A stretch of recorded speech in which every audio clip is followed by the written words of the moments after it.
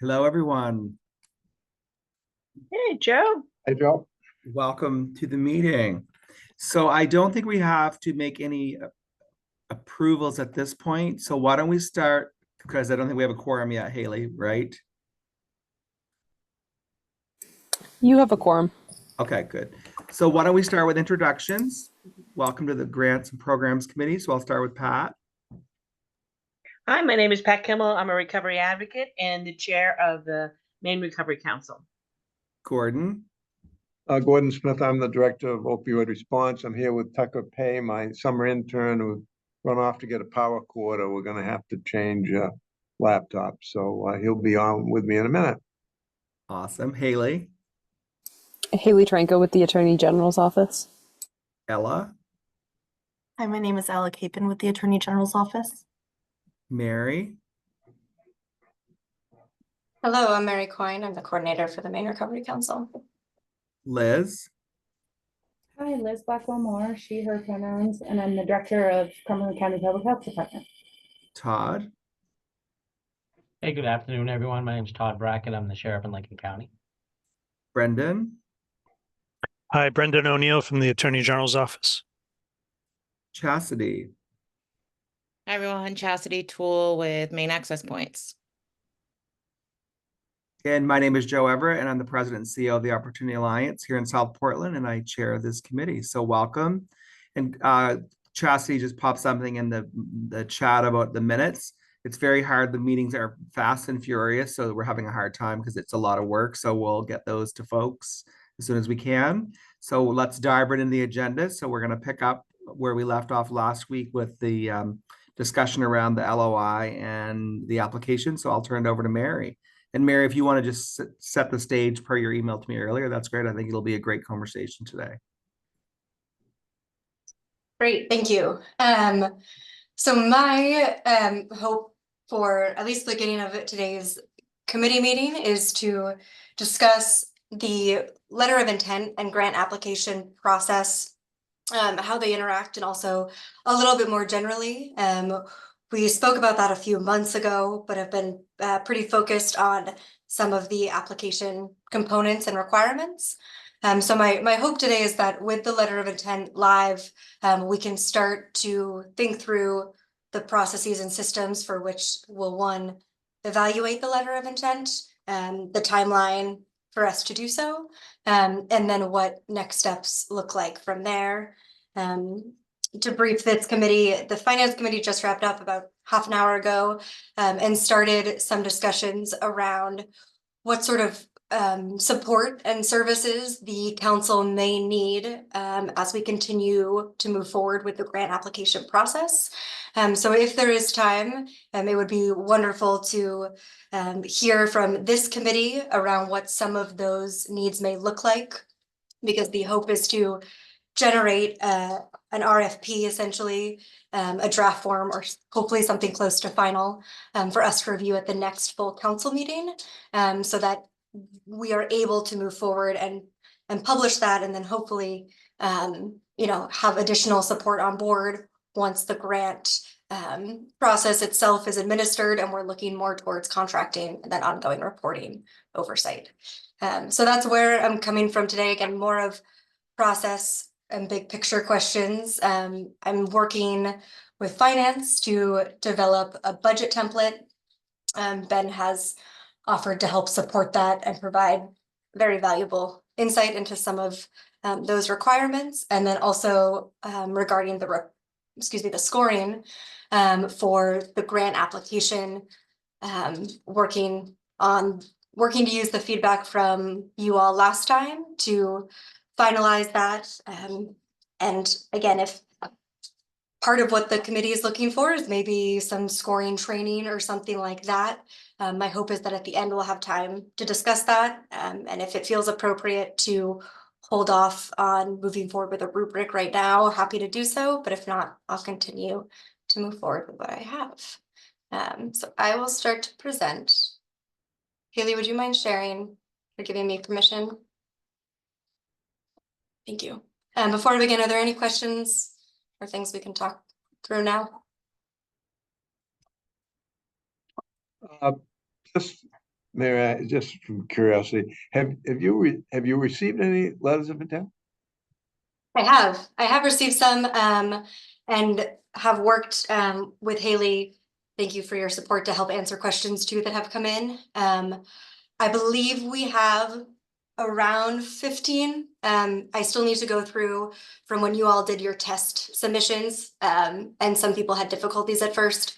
So it's hard to say if that's the exact number quite yet. But I have heard from folks that since we published the application overview online, that's been really supportive, to give people insight and also to help me on the back end, not have a bunch of applications that are half completed.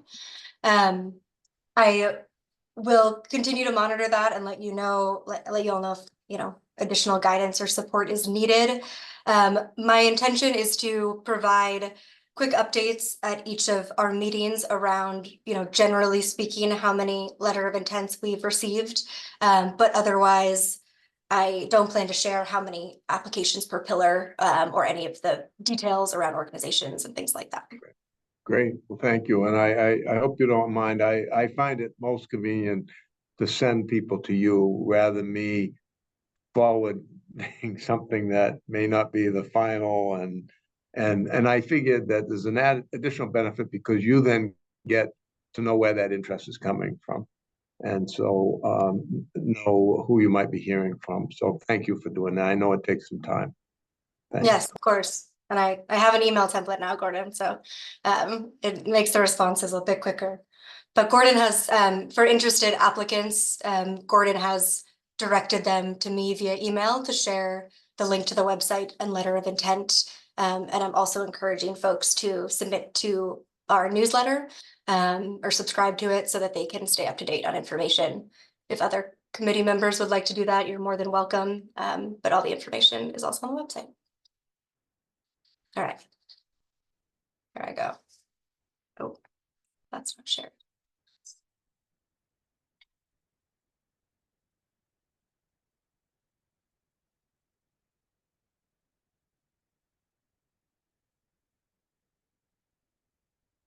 Okay, can you all see?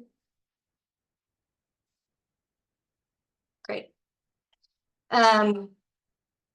So to provide an overview for everyone around just the submission process, and I'll go through this. If you have questions, let me know at the end of the slide.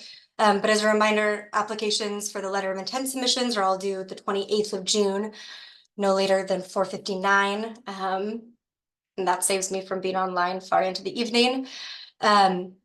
As I mentioned, overview of the LOI is available on the website. Folks can download a PDF version of that and are encouraged to review it, review the questions and any application materials ahead of submitting the LOI. And also, if anybody is unable to do so, they can send questions to me or Haley, or we can work with them to submit a PDF if they don't have access to the internet to do so. Can I ask a quick question, Mary, before I forget? Yep. A question came, and because I get those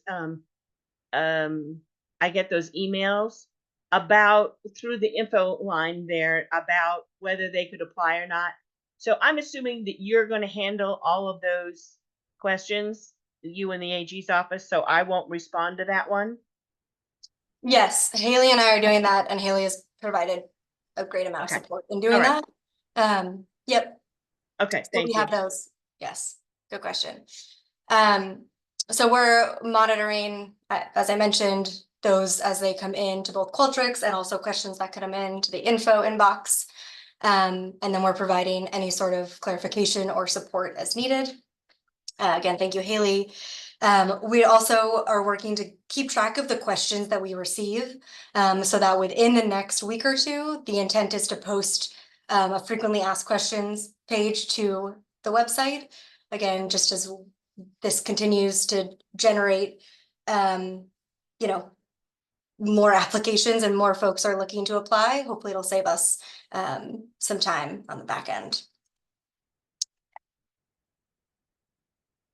So here is an overview of some of the questions that we have received so far, and also an outline of what our typical response looks like.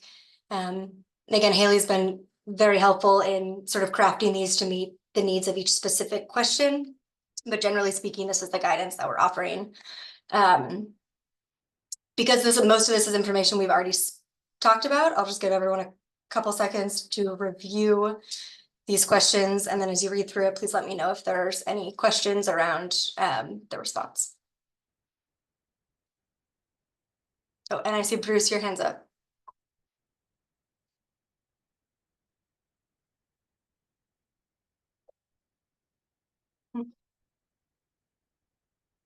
No, never mind.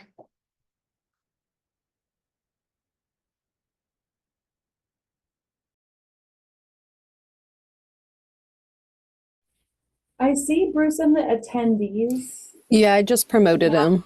Oh, okay. Sorry. I didn't notice he was there. No, thank you for pointing out his hand was up, Mary.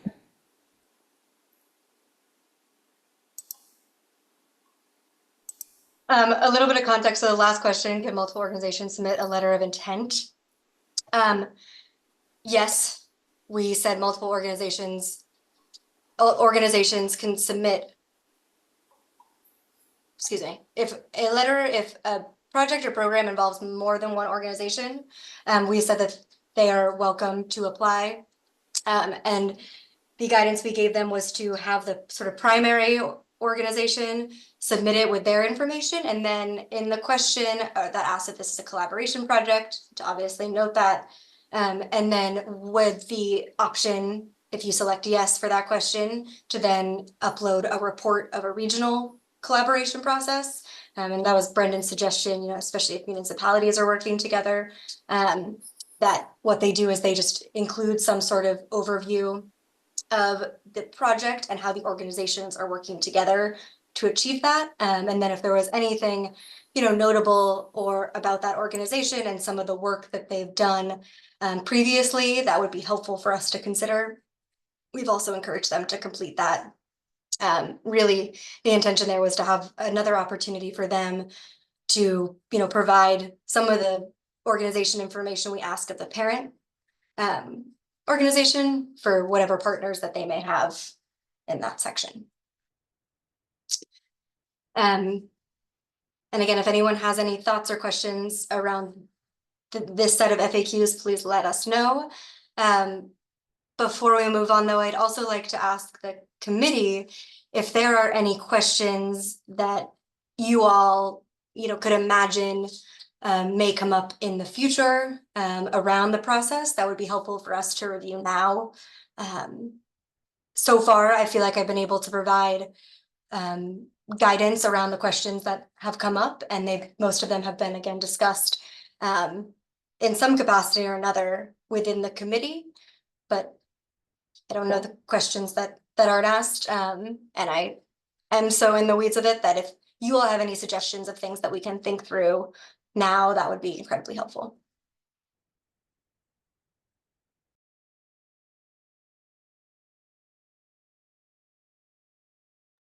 Sorry, I typed it in the chat so I wouldn't forget. One that I've gotten a lot going through is people asking when the next round is going to be.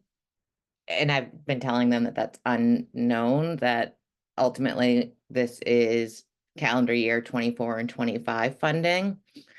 So maybe putting something in there about that is worth it. Great. We will add something about that, and again, encourage people to sign up to our email list so that when that does come out, they'll be the first to know.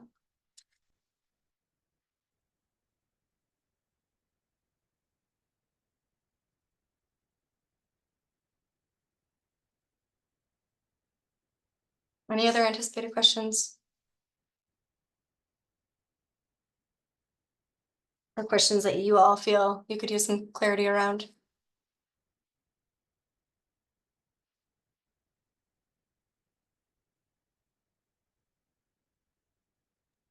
I think Courtney had her hand up, Mary. Oh, Sorry, okay. I didn't mean to. I didn't mean to. Can I just quickly say, like, while we've got some of the public here and we're being recorded, that if you've asked about funding opportunities in the past, you should sign up for our newsletter and not assume that just because you've asked questions in the past, we will specifically reach out to you about the letter of intent funding. We've gotten a lot of emails from people over the past year and a half asking when funding occurs. If you've sent me an email but you haven't signed up for our email list, don't assume I'm specifically going to remember to reach out to you. Please sign up for the emails.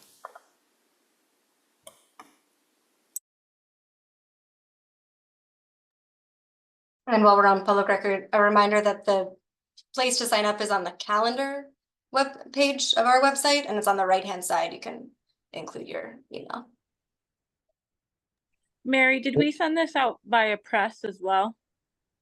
No, this hasn't been published quite yet. We are waiting until we all had a chance to speak to see if there were any other questions.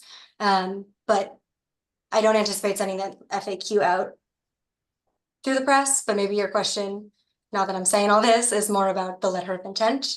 And we are working to do that, yes, and to make sure to notify organizations, either that represent nonprofits or grant opportunities, as well as entities that we've identified could probably help share this with their network, that will be doing that as well. Okay, yeah. My question was more about the full letter of intent, not so much the FAQ.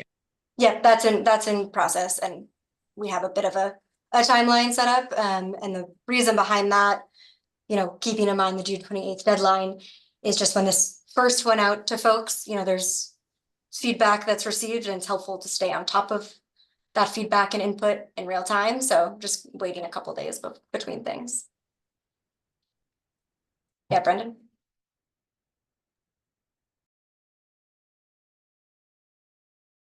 You're muted, Brendan. Thanks. When folks are talking about, and this is just to be clear for the public, when we talk about signing up for our newsletter, I just want to make sure I understand. Are we really talking about signing up for our subscription or subscribing to our email listserv? Yeah, the emails. Okay. The GUP delivery service. So folks shouldn't look for a newsletter on the Recovery Council's website. It's really subscribing to the listserv for the emails. Yeah, the place where you go to subscribe to the emails is on the calendar page. Thanks. Yes, and thank you for that clarification. We are not sending out newsletters, but updates around the council's work are sent out to that listserv of folks who sign up. It's a very important distinction. Thank you.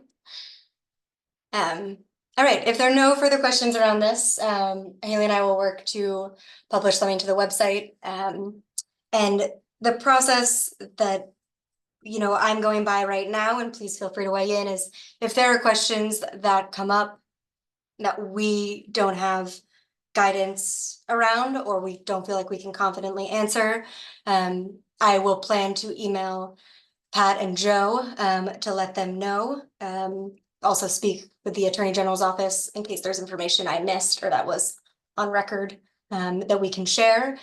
And if need be, I'll speak with them about bringing up something to the committee. And again, working with Brendan as is appropriate. I don't anticipate that will happen, but just want to let everyone know what my thoughts are for that, with answering questions that we may not foresee.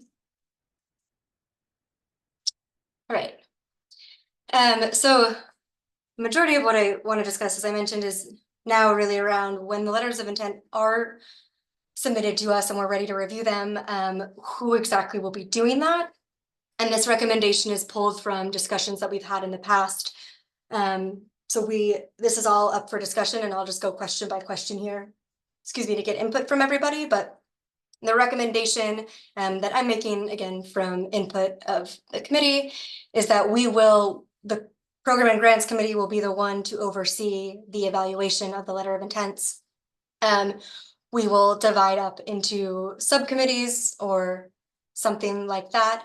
And we will divide the letter of intents by pillars, so that we are reviewing like applications in some ways, with hopefully at least 3 members reviewing each submission. The members will evaluate, score them individually, and then what the coordinator will do, my role will be to receive all of those scored applications from you all, and then aggregate the scores essentially, which will be shared with you all. And then, as we discussed, the recommendation to bring those scores and the list of applicants that the Program and Grants Committee feels should move forward and invited to apply to the grant. And those will be brought to the council for final approval. Committee members, as we discussed, if there's any conflict of interest, will exclude themselves from voting on the specific applications.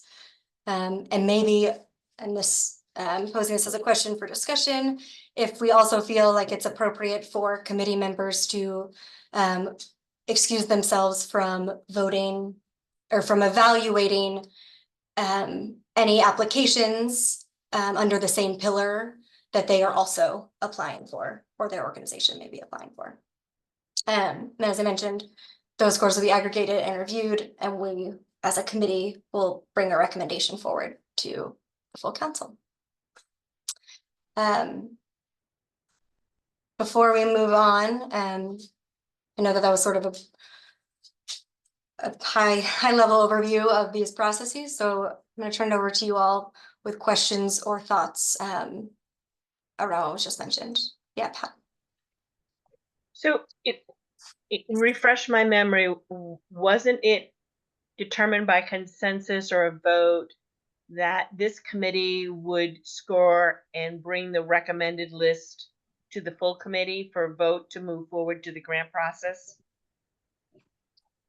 I believe, yes, that it was the program and grants who would score or evaluate the letter of intents and then bring a list, of those applications to the full council for final approval to invite to apply. Okay, thank you. So that the program and grants could do the legwork, but they wouldn't be able to officially invite people or applicants to apply to the grant without the full committee's 3/5 vote. Thank you.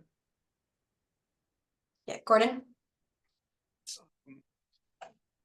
Referencing the second bullet point from the top, evaluate or score. When are we going to talk about the criteria by which these are scored? The next slide, or the slide after that. Soon, okay. Soon, Great. it will come, yes. Thanks. Yes, anything else on this first part? Yeah, Courtney? Are we supposed to opine on the last bullet point, whether we think a committee member could be scoring a letter participating if their organization has applied for funding under the same pillar? Is that a question for all of us or for the council or whom? So that is a question for everyone. Eventually, I'd like to start out with having Brendan weigh in on a couple, legal considerations for us to keep in mind before doing so. So the next couple questions, can the LOI be reviewed by the committee members? Him and I discussed that briefly. And then also, can the scores be aggregated outside of a public meeting? So if we can move forward with committee members, having a scoring rubric or evaluation rubric that they can go home and independently and privately evaluate, am I then allowed to aggregate those scores also independently, or would that need to happen in a public meeting? So I want to have those two questions discussed first.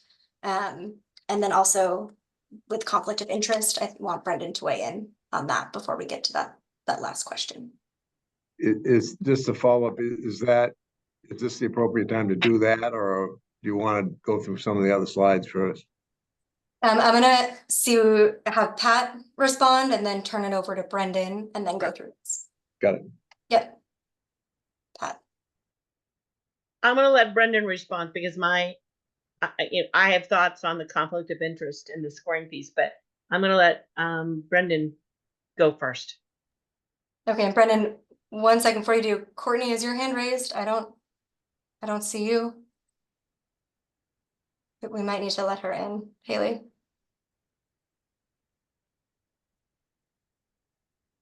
I think Courtney dropped off, I think. Okay. Did she join with another? There's an attendee whose name is CGA. That's probably yeah. Courtney, right? That's whose hand is raised. Yes. All right. Well, fingers crossed it's Courtney. Okay. Brendan, thank you. Are we waiting for a comment from Courtney? No, I believe I it was just trying to Lenny. get in. I got kicked out, so I had to come back in on a different name. So I'm back. Got it. Mary, let me make sure I understand. Is the question whether members can individually score results on their own? Yes, yeah, that's the first question. Yeah, I don't have a concern about that. I think that's fine. Great. And then the follow-up to that is, can those scores be reviewed by myself as the coordinator and then tallied up to have a total per application if 3 members do score it? Can that happen also privately, or does that need to occur within a public meeting? I think that can also happen privately. I think at some point in the process, that aggregation probably needs to be, made available to the other council members and to the public. But I think that that's fine for you as the coordinator to do also individually. Okay, fantastic. Thank you for providing that insight. And then Gordon, now to discuss if committee members, if we do move through a process where, again, we distribute the LOIs by pillar and then we assign committee members to review those. There's 15 of us and there's 3 pillars right now, essentially 5 people per pillar. Does the committee want to weigh in on how they'd like to move forward with conflict of interest and whether or not individuals who have applied for funding under a pillar should also be able to score those applications?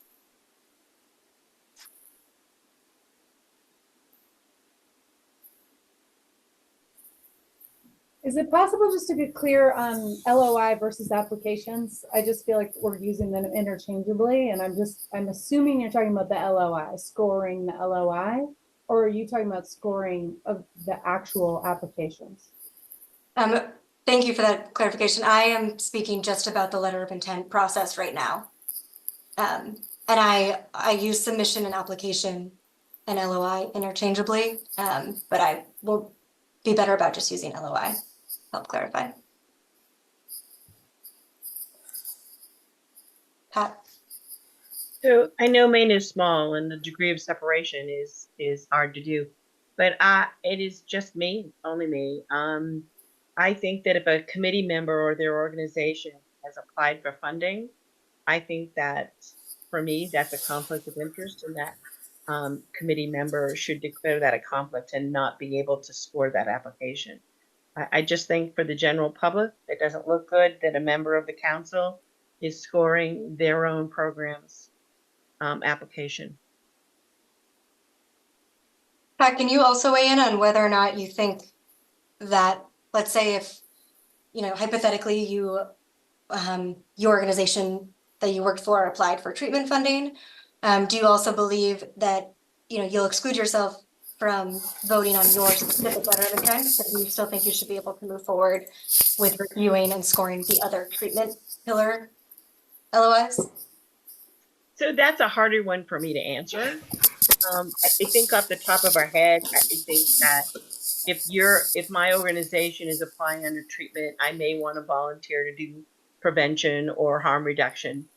It just clears better, but I'm not as clear as I am with that. I can convince otherwise if other people don't think that it looks like conflict. But I am pretty strong about if your organization is applying, you shouldn't be actually scoring it. Thank you, Bruce. Yeah, I don't think you should be scoring in a pillar that your organization is applying for or within. Perception is reality. If the perception is possibly that you may be, not scoring something as highly as you probably should because you're going to be competitive with that particular organization or that particular application, I think we need to avoid that. Great, thank you. Cassidy?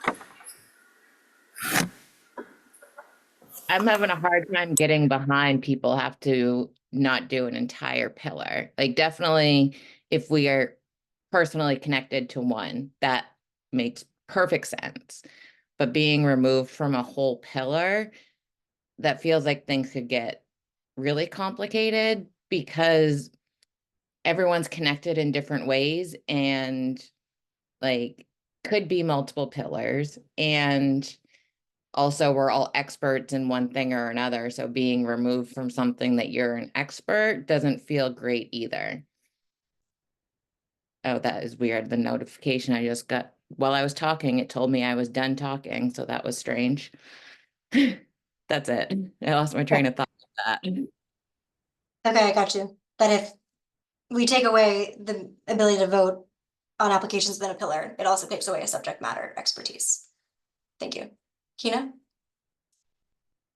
Yeah, I mean, I don't have a right or wrong answer here, but I just want to also be transparent that I work for a very large organization that will probably be applying to every pillar. So if we go the route of being very conservative, I probably wouldn't be scoring any LOI. So I'm just throwing that out there.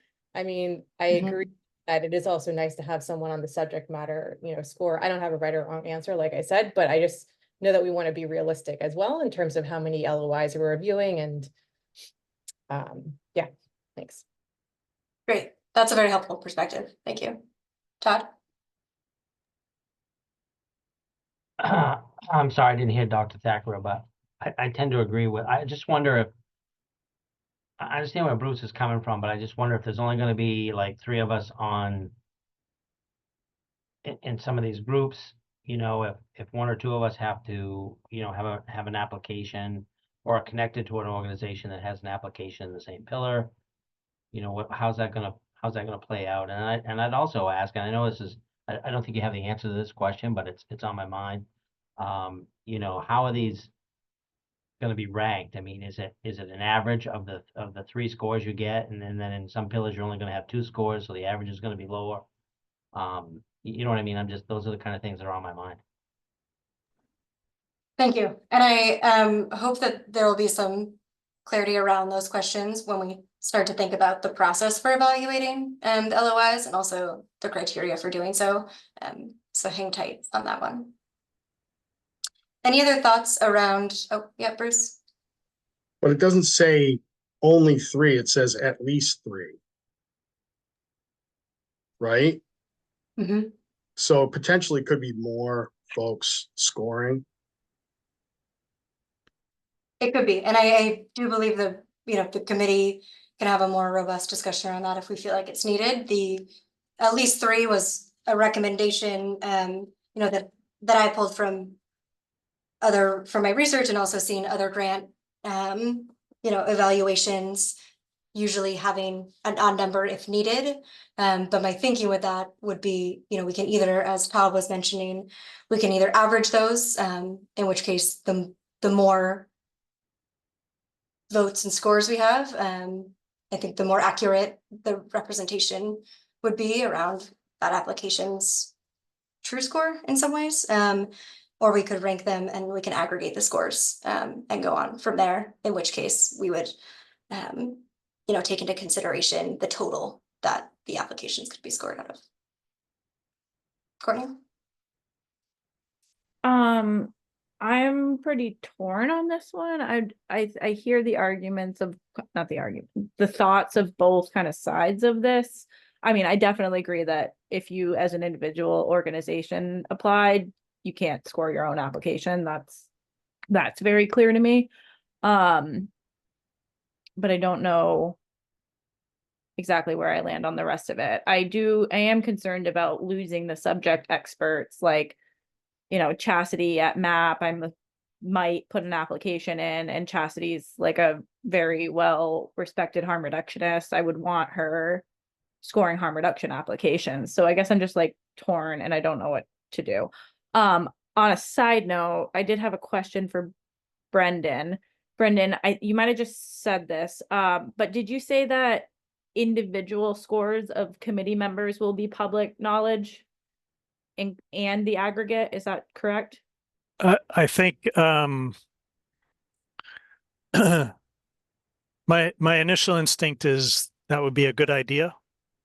Yeah, I mean, that was my initial instinct too. I think it's public knowledge, but I didn't know what you. I mean, I think Where you- in general, the aggregate scoring is probably where you know, a lot of the work happens that makes a difference in applications, but I think it's probably useful for public disclosure for both sets to be public. Okay, thanks. And Gordon, did I miss you talking on this subject? Because I was curious what you thought. I don't know if I missed it. No, we've been dealing with some logistics here, but I can tell you, I mean, I do not think that committee members should be able to score an application that's in the same pillar as an application that their own organization has submitted. I almost think that's a no-brainer to me. I mean, obviously, how would you feel if you were a competing organization and you learned that the winning one of the applications went to an organization and that person had it's an obvious conflict of interest to me. I mean, it creates a logistical problem for us, and we may even have to go out and get some outside scorers. But I don't think it's a close question. That's just one person's opinion. Okay, I'll agree with Gordon. I think we should not allow people to score applications if they're organizations in the pillar. May I add something? Liz, I'm yeah. not- I just took an ethics in government training just the other day, and I mean, it's very clear that I could not be, I would, as a person who works for a government entity, I would not be, I would recuse myself if I were applying in the pillar, not just from my own application, but from the pillar. Even a perceived conflict of interest is a really big deal. I realize this is like a quasi-governmental organization that we're in, but I do feel I'm with Gordon that I think you just wouldn't even want to be the winning bid in the pillar if you were a scorer too. It just like looks so not great. And I think this issue of having expertise, losing expertise within the pillars is real. And so I think that it is worth us considering, are there experts that we can call in from perhaps other states or from other organizations that aren't applying that would be willing to be scorers in that. So we did that recently. We invited a person from another state and also a person who has expertise who lives here but doesn't work here to be a part of our scoring process. And it was really, really helpful as folks who are very much outside of the realm, but they have their expertise to be able to continue to provide that to us as we were going through our RFP process. So that's a way to get around it without, you know, so we don't lose that knowledge. Great, thank you. Brendan? I like Liz's suggestion of outside, you know, experts. And I just want to point you all to the conflict of interest policy, section 7.2, especially B. You know, it talks a lot about what everyone's been talking about, which is not just an actual conflict, but the appearance of a conflict. And, you know, really encourages council members to be mindful of those actual and potential conflicts, and how small of a state Maine is through, you know, and really encouraging council members to engage in timely disclosure and candid discussions, which I think you're all doing. And I think that's very helpful. I just want to remind everybody about those provisions, especially 7.2B of the bylaws. And I'll look through that as well myself. But I do want to ask whether, you know, to Liz's point just now, you know, again, Maine's a small state. Have others come across this issue in other organizations you've worked for? And if so, you know, how have you resolved it?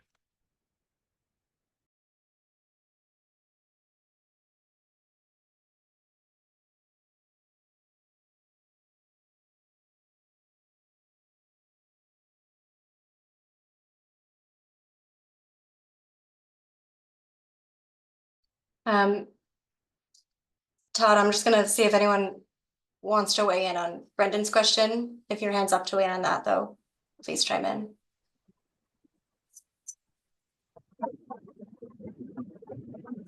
Well, I'm with Liz, you know, I would just recuse myself automatically. So I think that's how we've handled it most my 26 years here, where I've been on panel scoring, but I think if there's a conflict of interest, I'd see that as my responsibility to recuse myself. So I think I don't know if I'm answering your question correctly, Brendan, but that's how that's what I've been experienced. That's how I have experienced it. And Joe, just to be sure I understand, like in the scenario, we're talking about recusing yourself from the entire pillar where your organization has an application. Yes. Thank you. And unfortunately, you know, I think this is kind of just the reality, and I'm not falling down anywhere. You know, I don't have an opinion, but I think if TOA goes that when it submits an application to all three pillars, then I won't be scoring anything. And that's just, you know, I have to trust then that the team will. I mean, the question is the burden, you know, what it puts on the other folks. If several of us submit application or LOIs, then it would recuse a lot of folks, but it still would, in my opinion, be the ethical right thing to do. And that's where I agree with Gordon too, that having an outside entity help that's very objective and following our criteria, you know, there's not going to be favoritism. So yes, expertise is really important, but I think also the balance with the process is equally as important to me. The ethical aspect of scoring applications. Joe, I'm sorry, point of clarity. Are you saying to have the outside organization score the applications? I don't really, Courtney, have like, you know, I think a mix might be a good, because I mean, several faces on this call right now might be submitting in all three pillars, and we have the fourth pillar, prevention, coming. So I think that would recuse, you know, if even 5 of the 16 got recused, do we need outside sort of folks helping with that? And I would say probably, because I do think that several of us will have to recuse ourselves. I just want to point out that, you know, with the proposal that the council utilize, you know, outside people or an outside entity to help with the scoring, we should probably, you know, anticipate getting started on recruiting those people soon. Yeah, Brendan, thank you for mentioning that. Keeping in mind the letter of intent timeline, which within a month, exactly a month, we'll be ready to score, and then the grant will be a couple months after that. But if these scoring guidelines apply to both the letter of intent and the grant application, then we will have to move forward with that decision as soon as possible. Todd?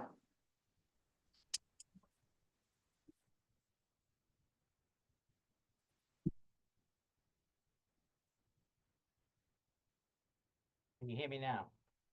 Yes, you're quiet, but we can hear you. Sorry. I just want to clarify, I don't disagree about having to step aside in those, if you have an application in the pillar. What I'm concerned about is the overall equity. If we're going to score all these ourselves, as many of you have already pointed out, there's going to be conflicts, maybe multiple conflicts. And I just want to make sure that however these scores are aggravated, that we're not penalized, that my organization isn't penalized, use myself as an example, if I have to recuse myself, that they're getting the same amount of votes. So I like the concept of having a third party outside or whatever, just as long as there's equity is all I'm really asking for. I'm not looking to, you know, feel like I have to vote on every application other than my own in a particular pillar. As more as I'm just concerned about equity. Thank you. That's a good point. Courtney? I have an idea. I don't know if it's a good idea, and I'm not wedged to it, so somebody can tell me it's not a good idea. But what about if we have 4 committees for each of the pillars? We'll have the prevention one at some point, with a chair from the council, a member from the council that's obviously not submitting an application for that pillar. And then we ask for community volunteers to serve on those committees, with one of the requirements to serve is that your organization that you work for hasn't submitted an LOI to the Maine Recovery Council. I don't know. I thought that's an idea I just had. I don't know if it's a good idea. But that gives like new voices, different expertise, and also doesn't have some of the problems that we have here right now. I don't know. It's how the United Way in my area does it. It's a mixture of scoring from board members to staff members to community members on all of their they have 3 bold goals, and that's how they do it. They ask for community volunteers, and those volunteers are then trained, and they take conflict of interest statements from them.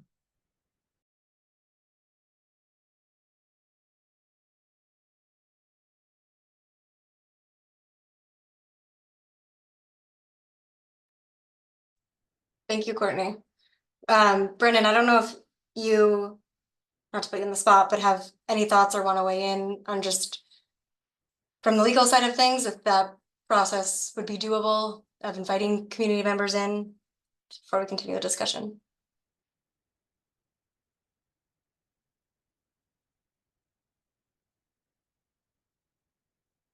But we can't hear you.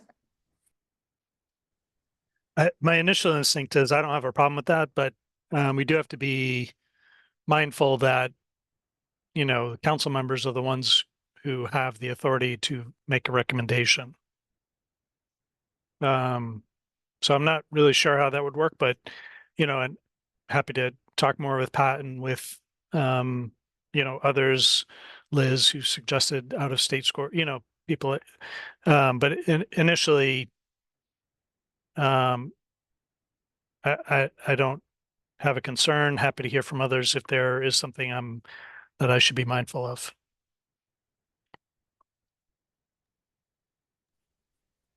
Liz? I would just say, I think, you know, there's a way to do it where you could have staff, you could have, you know, some folks from the AG's office if they have time, you have the folks, if we have people within each that aren't applying for a pillar that could be a part of that, if you can find, I'm assuming we'll be able to find 2 or 3 members who are not applying in each pillar. And then if you add in 1 or 2 other you know, folks who are either community members or have some level of expertise or at least know about the topic, you can invite them in. The way we did it recently was we said we wanted everyone's advice and scoring, and then we did have the final say as the folks, and we were very transparent about that. And so in that way, you could be transparent. It's still the final say of this program and grants committee to vote on that, so that they're providing recommendations.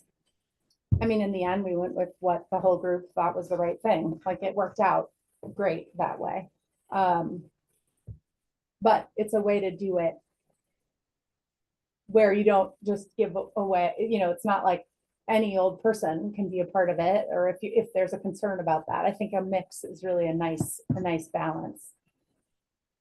Because not everybody in the community knows all of the things that we all know now about what's funded and what's not funded and what the needs are. And, you know, we've been doing all that work for 2 years to figure that out. And so, you know, it's a lot of information that all of us have gathered.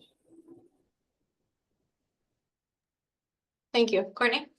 Yeah, I think I just talked myself into a circle and talked myself out of it, because we might end up with the council being the final say. We could end up in a Bangor ARPA situation where they outsourced all their scoring to a community members, and then the council members like threw out their scoring and just did it themselves anyways. And I don't want to like add more administrative stuff to an already administrative burden.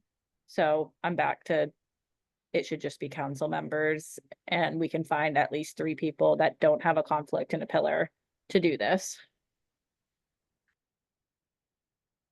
Bruce? I'll be super quick. So Liz, what you're saying is that these experts would be consultants only, and they would help us kind of decide in the scoring that, you know, what we're doing, or if we're doing it correctly or not, or what the criteria should be. So more consultants, they're not voting. I guess I was suggesting you come up with a rubric of how you're going to score it, and maybe a part of the scoring, and can provide some outside ideas about what, you know, you end up like we ended up with 7 really good proposals. how do you figure out which one to do of the 7?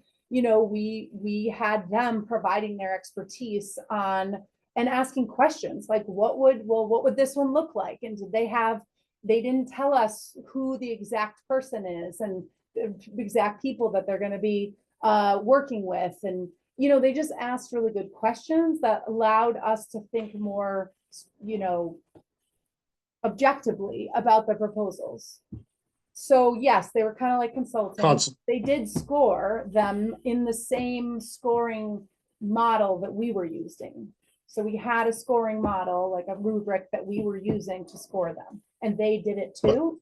But we had kind of the final say. Again, Okay, it does not have to be how it goes, but I think if you need an additional person who has expertise, if we're going to lose all the harm reduction people to the process because they're going to be actually trying to get harm reduction dollars, we may want to ask for one harm reduction expert from New Hampshire to be a part of it, to say, hey, this one is like legit. I understand the evidence behind this strategy. Like, we might not know all of that if we aren't harm reduction folks. Thanks for that clarification. That makes sense. Pat? So I just want to make sure that as we go through this process, that we sort of understand that the grant process will be more in depth in the scoring. The letter of intent, remember, is just to see if they qualify under the guidelines of the MOU. So it's a less of a process than the actual, at least this is how I've seen it, less of a process. So what we're looking at with the letter of intent is this program within the guidelines of the MOU and the statute? Are they eligible now to apply for the grant? So it's not as at least as I see it, as a complicated process as it will be the actual grant, which you're asking more specific questions about, you know, what your, you know, funding source, is this financially sound? There's all sorts of other things. Just keep that in mind when you're looking at it. And in fairness to the Bangor process, I can't foresee that actually would have worked really well. And I don't foresee this council being doing what Bangor did.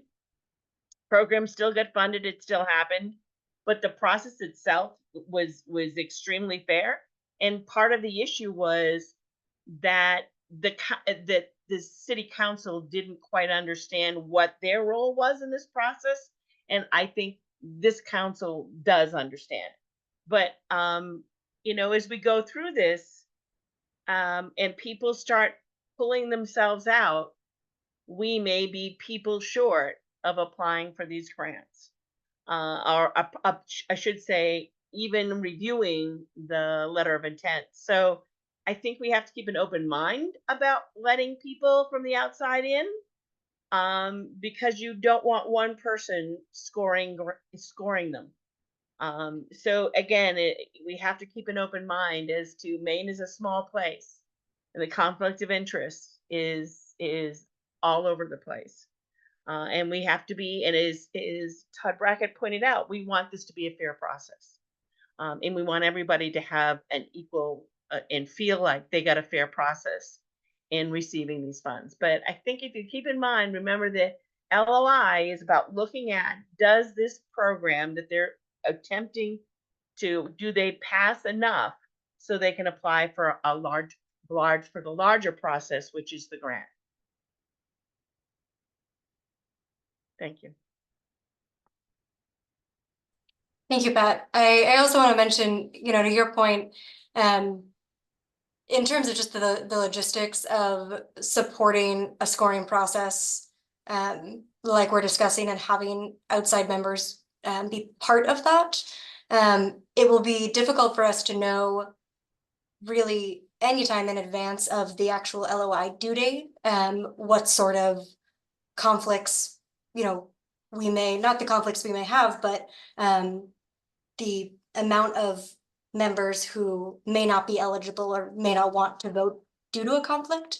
And that if we loosen our parameters for the review of the letter of intent, that we will then, by the time the grant application rolls around, have adequate time to call in outside support and go through those processes of training them and having those discussions for when the grant application is actually scored versus the letter of intent.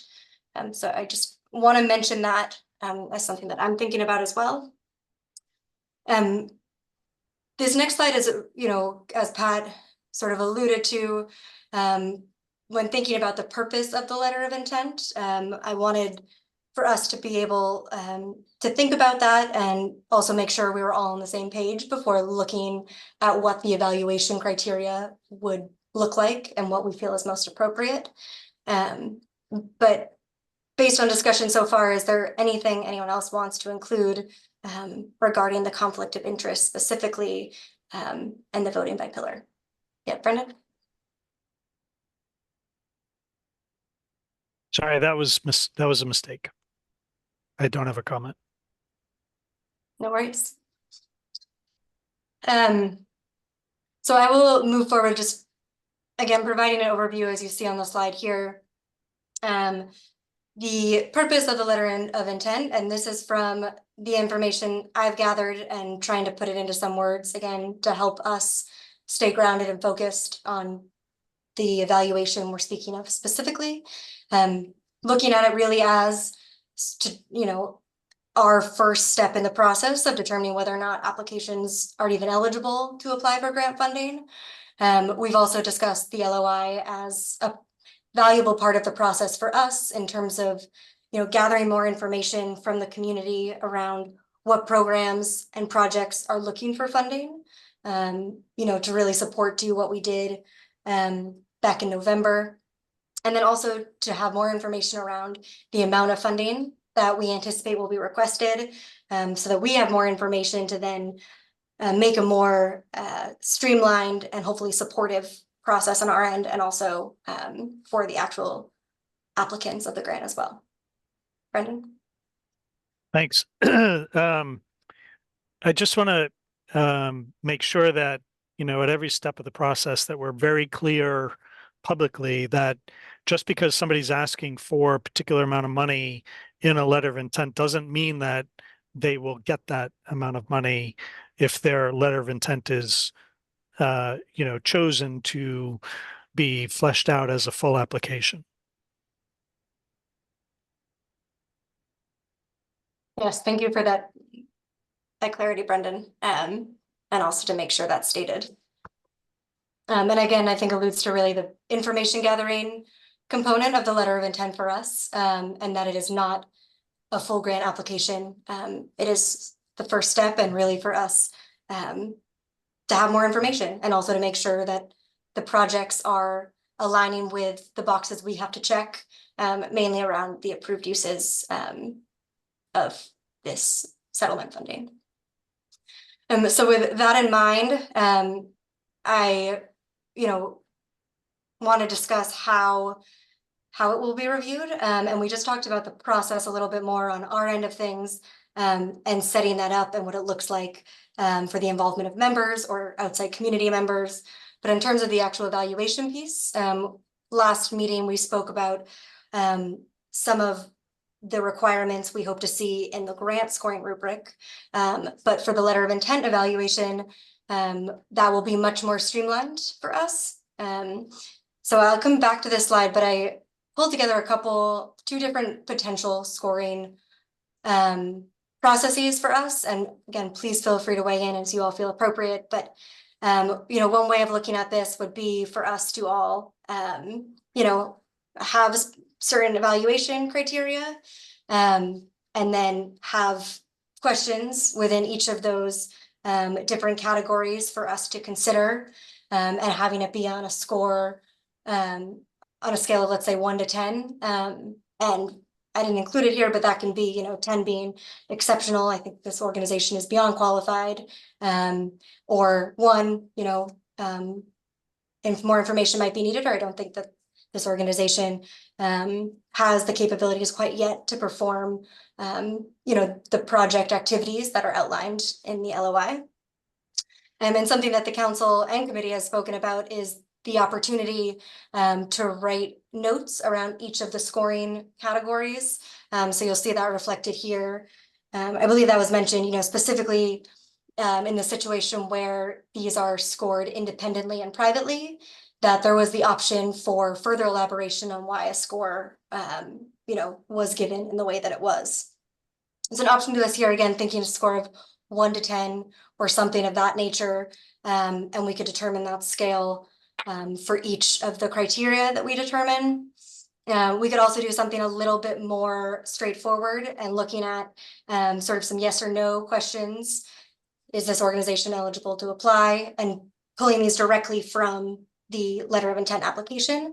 If it's yes, checking that box or giving the score a 1, if not a 0. And then looking at some sort of more qualitative questions, which are the last couple of ones. Does it feel like this project addresses a community need and have potential for an impact?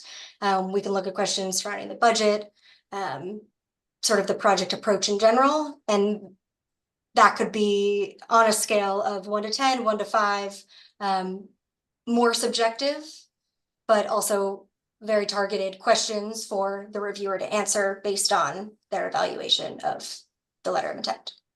So I wanted to provide those 2 examples as sort of, 2 schools of thought for how we could approach this, and leave it up, to you all now to provide some input and thoughts around what you feel is the best approach. I'm also going to restart this because I can't go back. I need to do that. So one moment. Gordon? Well, I like the second approach much better. One thing I was going to say when you had the first rubric up there was, I think that I'd like to see organizations get extra credit if they're in an area that we have identified, if they're in the space that we've identified as a top priority. We identified 2 or 3 priorities in each of the pillars. And I think if you're in that space, you get extra credit.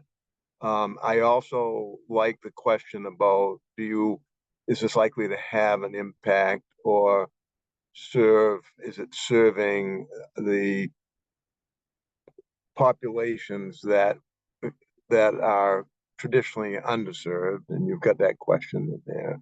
So those are 2 of the things. I think one of the difficult ones on that first rubric is, what do we mean by evaluating a budget? That you get credit for being the lowest or the highest, or if we think it's cost effective. We got to have a lot more training on this budget thing. And what are we looking for? So those are my only thoughts. I'm glad we're getting really close, I think, to where we need to be. Great, thank you for that, Gordon. Liz? Yeah, I totally agree. I think the second approach, I think to me, feels more aligned with a letter of intent. Really, it's like did you do this thing or did you not? And then I think with each pillar, we can decide if we have 50 LOIs and we have 20 that scored with these 4 scored 4s and a bunch that scored 2, we may say, let's just invite all the ones who scored 4 to apply. Like, this is where I thought we would sort of allow some people to get out of the process if we know they're probably not going to get funded, so they don't spend 2 months writing a proposal that they're not likely to get funded. So I guess that would be my thought for helping them, for like just for not having people sacrifice so much time. So I think I really appreciate this version better than the first version, because the first version, I mean, we're going to need a really robust rubric for scoring the actual applications. And I do think we should reach out to a nonprofit that does this work, either Maine Community Foundation or Maine Health Access Foundation, or somebody who does this to help us come up with a rubric. It's not easy to do, and people need training on it. Great, thank you. Courtney? I agree with Liz and Gordon. I like this second version of the scoring proposal. I would like to see a question where you get a point for being led by directly impacted people. as well. So you get a point if you have one of those marginalized communities as leadership in the organization.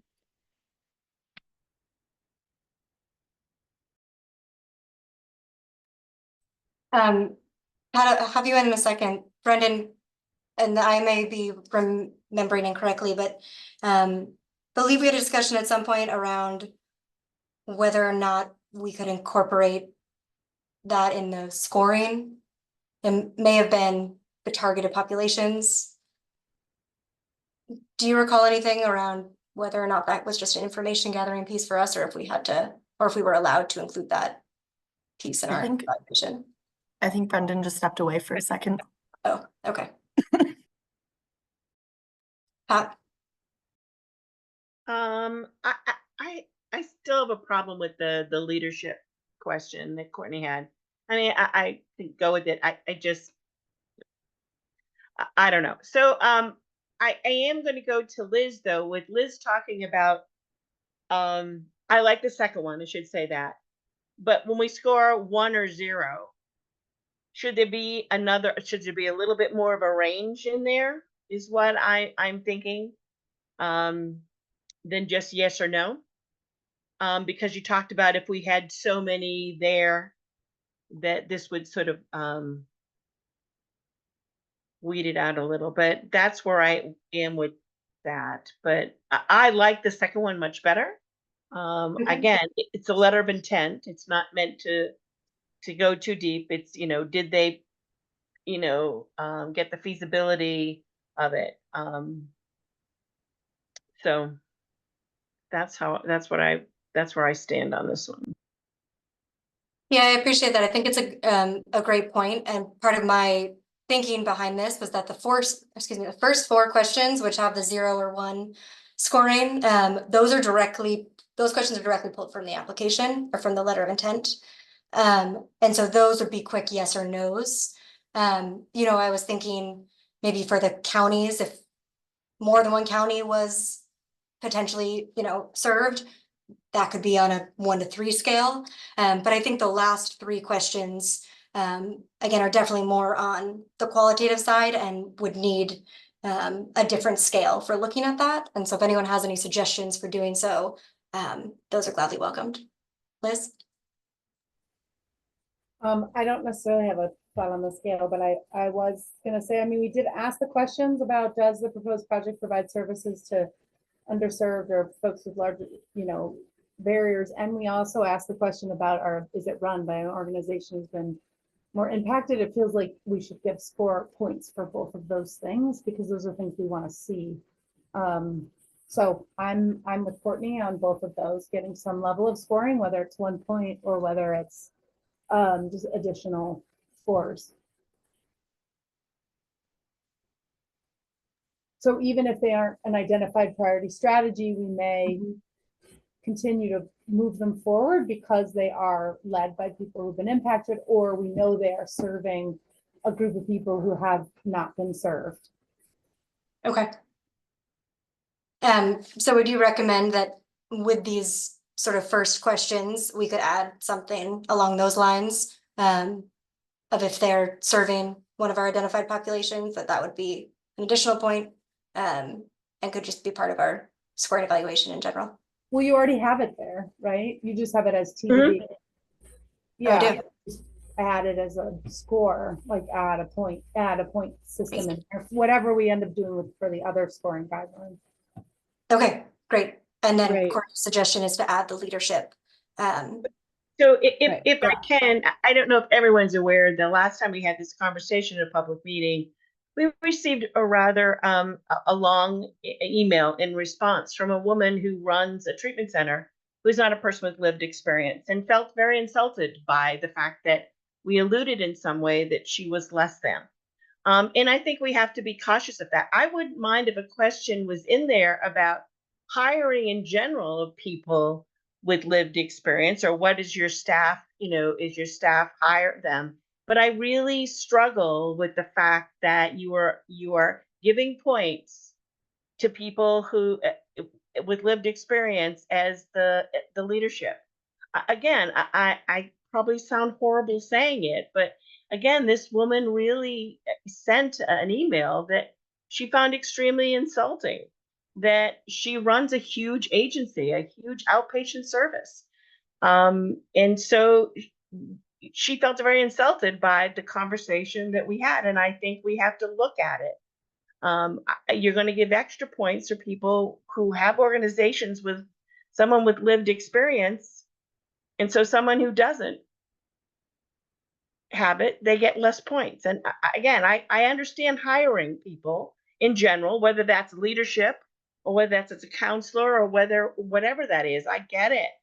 But I think by pointing out that they get extra points because of it, I struggle with it. Thank you, Pat. Liz? I don't remember exactly what the question was, but I think the idea is that it was, do you have people on your board and within your leadership that are, and also do you have members of populations, underserved populations that are on your board? I think this has become a really common, people who are women-owned businesses get more points. If you have Black, Indigenous, and people of color on your board and a higher percentage of leadership, you get more points because we know that those are folks that historically get left out of funding. And so I think it's just happening across the board to address the issue of equity. So I'm still a fan of it. I can understand where somebody who's not that leader, but we didn't say the one leader. We asked about, is your leadership team, which incorporates lots of people, are you incorporating the voices of folks who are directly impacted or have been underserved? So I'm still in favor of it, and I don't think it's about saying she's not worthy. It's about equity and ensuring that those who have not had a seat at the table get that chance. Chastity? Liz took a lot of words right out of my mouth, so I should have just lowered my hand. But yeah, I didn't realize we got that email since, I mean, we don't see them, so I don't know what we got. And I can feel for someone feeling that way. However, as a person with lived experience, we feel that way in many, many things. And this is really just acknowledging people getting a seat at the table instead of being told that they're being looked out for. So if we're asking it in the LOI, we should be scoring it too. And everything Liz said, because she said it so much better. Thank you. Gordon?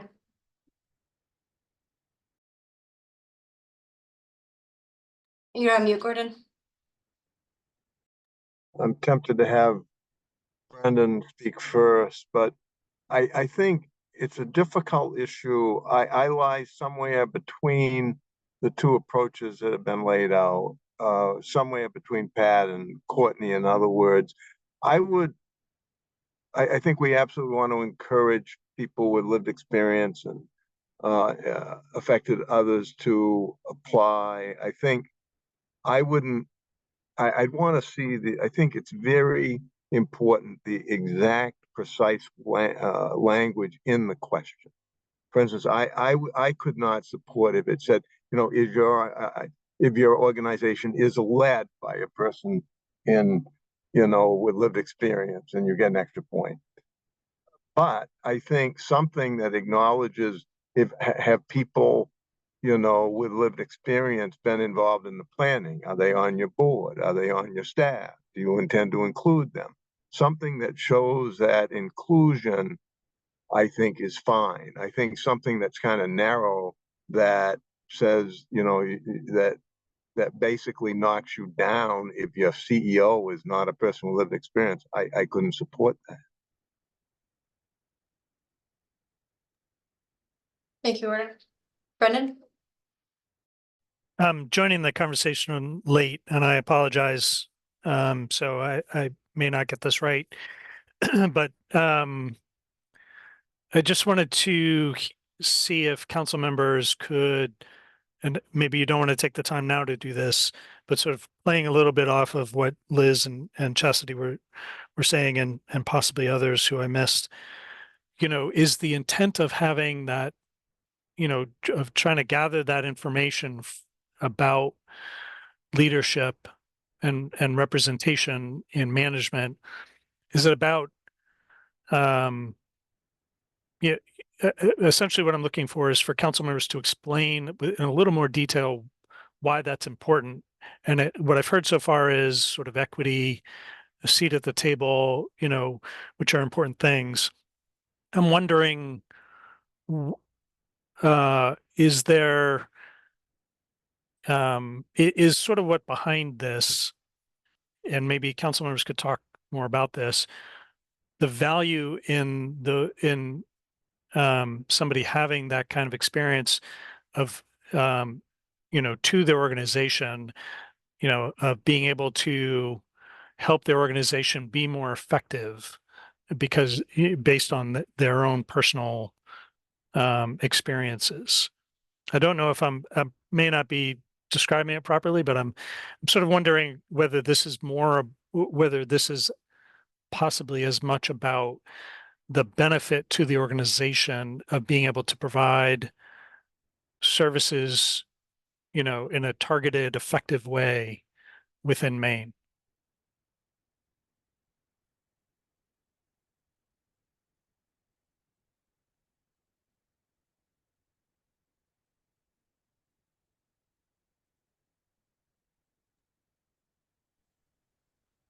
Gordon?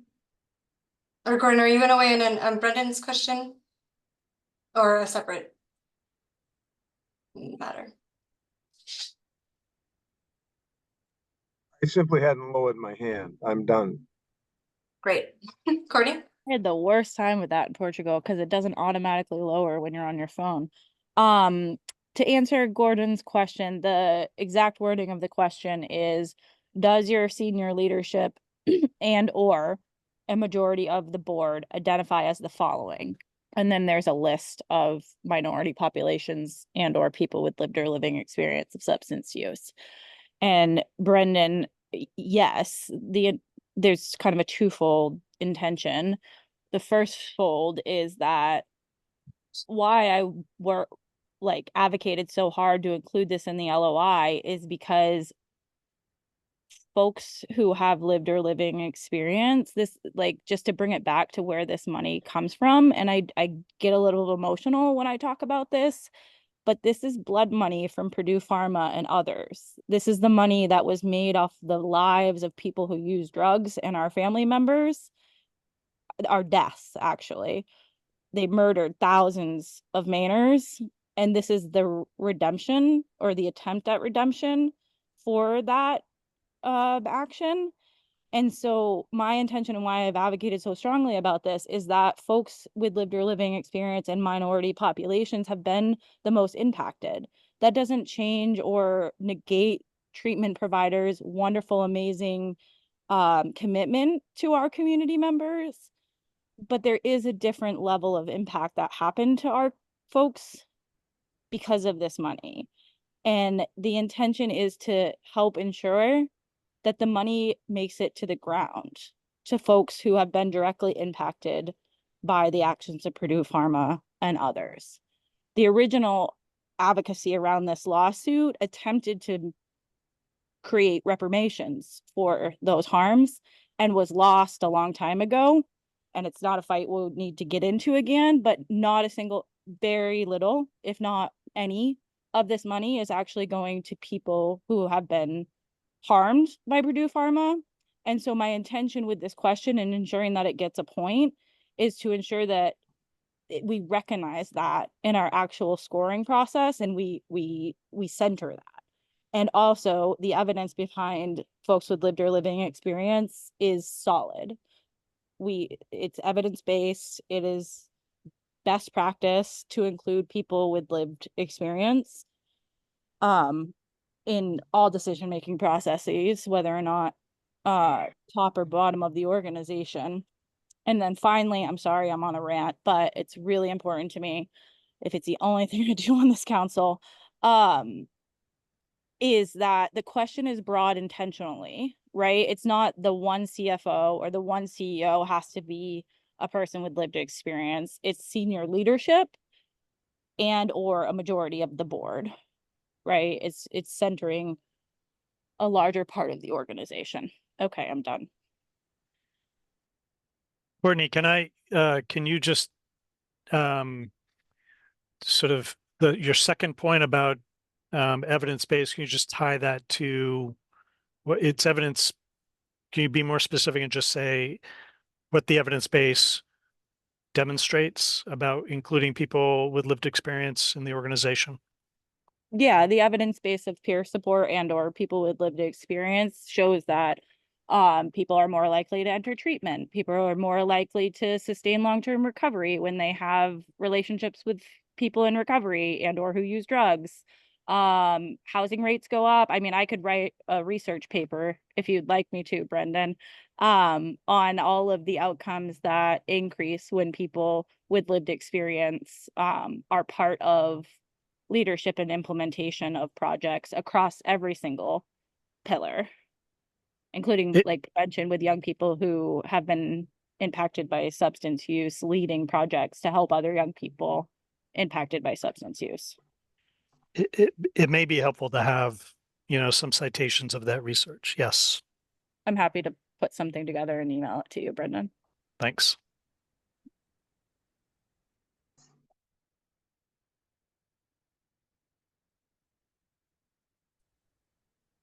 Any more thoughts on the questions to potentially evaluate in the letter of intent scoring process?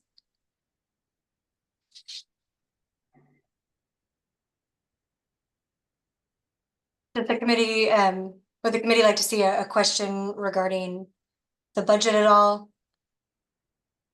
Does that feel appropriate? Refresh my memory, the budget is only one line, isn't it? Isn't it only how much money you requested? Yeah, so the budget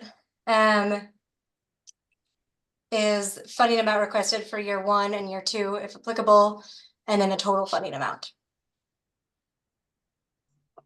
Yeah, okay, so it's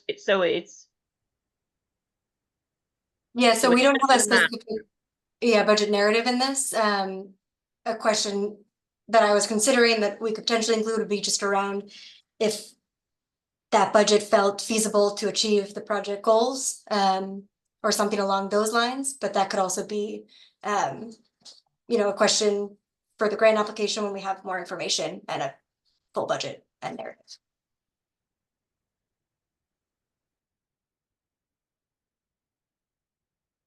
I just put in the chat that I agree with Chas. I think, not knowing how I think we could leave it to the application. After we're trained in what we want in that application and the state does include quite a bit of points on the budget. So I'd like to hear how they do it. I don't think we need to do it at this point on the LOI. Okay. I'm also just reviewing the chat. 1 second.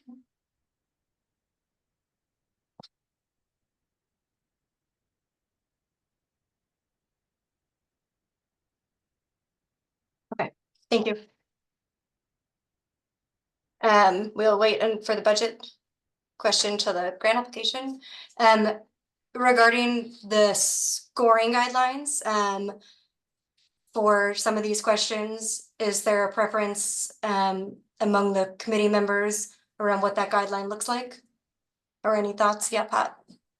I have just one quick thing. Should there be something simply that's put on there that the LOI answered all the questions? We could do that. Part of what I was thinking as part of the initial review that I'll go through is to just make sure all the questions are answered, and if they checked, they were including a proposal or the words escaping me, the planning process, that like those documents were all received. So I can add a question here, or if we would like to move forward, just again making sure that the committee only receives complete applications. I can also review it in that early stage. Okay, so anything that's incomplete, we wouldn't get, you would have. Correct. Okay, thank you. Yep. Would the committee like to see a section where, the reviewer could add any notes, strengths, weaknesses, etc., or keep it refined to just, the scoring guidelines more specifically?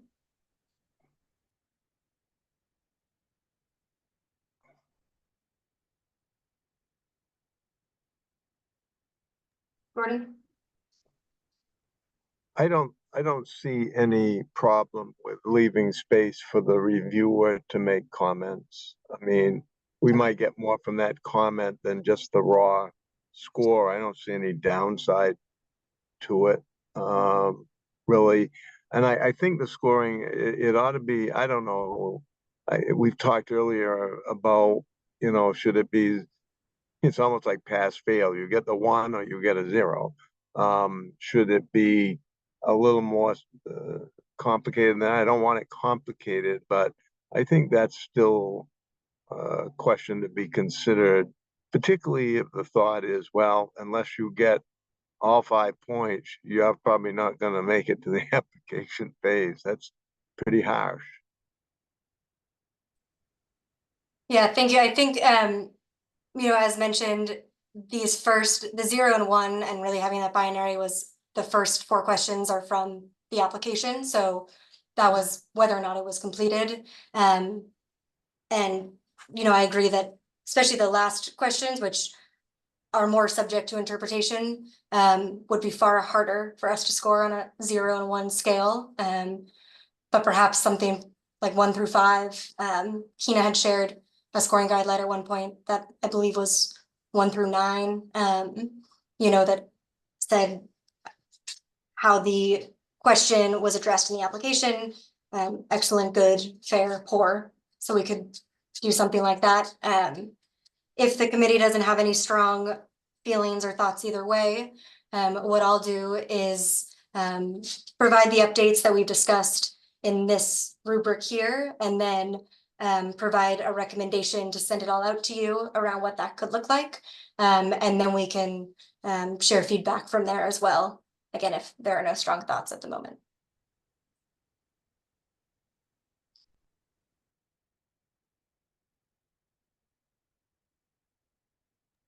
I also, now that Kina?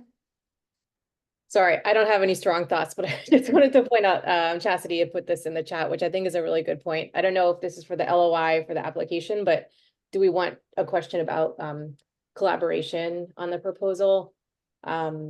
Whether that's in the LOI rubric or the application rubric.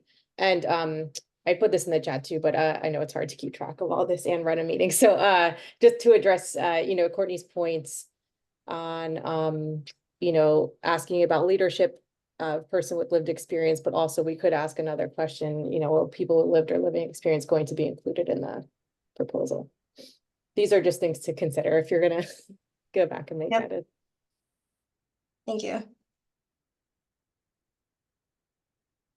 Great. I'll add those two as well. Perfect.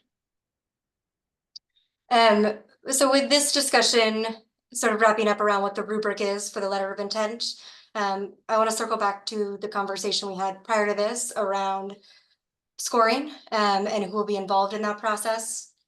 That also segues into when the next committee meeting will be and when will be appropriate to schedule those. So with all that said, does the committee still want to move forward with having members evaluate pillars in which they have not applied for applications? And then once we have, all of the LOIs received, we can invite outside community members as we see appropriate to help support the review process? Or do we like to change that now that we've looked more at what the scoring is? Any thoughts?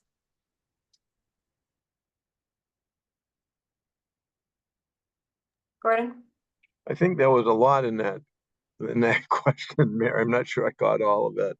But I think on the question of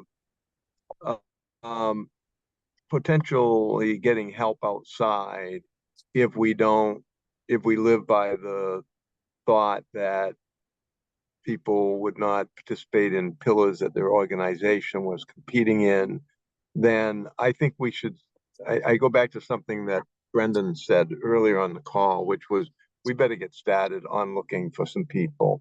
You know, there's no harm in it. We don't have to use them, but if there is a way to in fact reach out to some volunteers who'd be willing to be trained, to spend some time being trained by somebody, and might spend some unpaid time, you know, volunteering to assist the council if needed.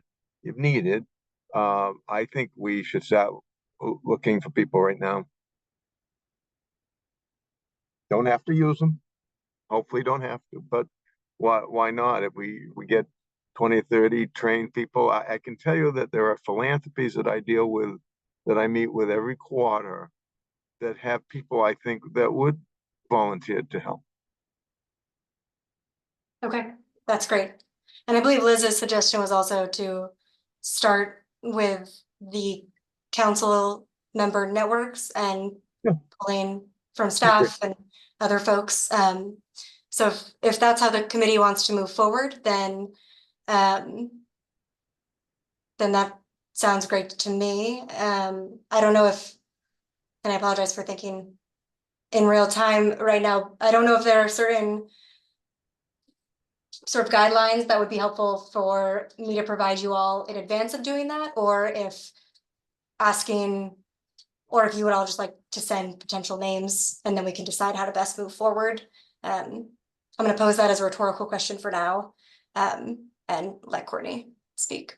Well, I think that was my question. Is this like an open call to the public to apply to serve on the committee, or is it like an internal submission of names? And how are those names, like who's gonna pick from those names? If we have 100 people, who's gonna, I don't know, I guess it just opens another can of like process worms. Sorry, Liz is laughing.